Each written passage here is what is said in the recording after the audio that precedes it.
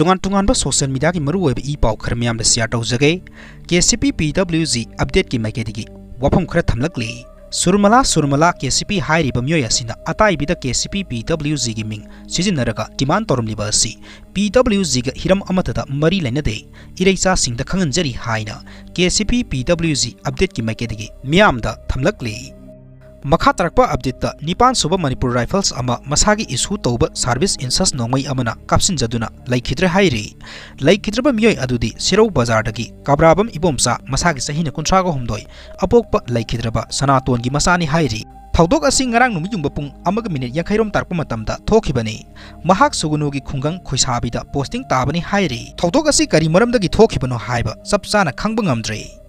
Makha tarakpa update ta COVID-19 ki case North East positive masing hengalakle India ki oina miyoi lising mari hena nahalle hairi nahona na miyoi manga sikre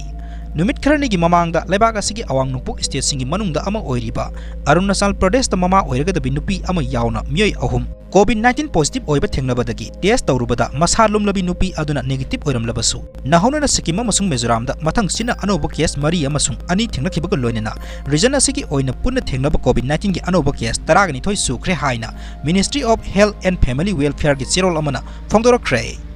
Makha tarakpa update ta ISTV ki anchor oibiriba Sunil Kumar Takhelamam gi post gi maru oiba matang myam da share tawjage platna amanga ta thogalaba amati awa anata halaba miyoi singda lengang na pifam thokpa mateng sing athuba da pithok piyo haina mahak ki post amada asumna thamlakle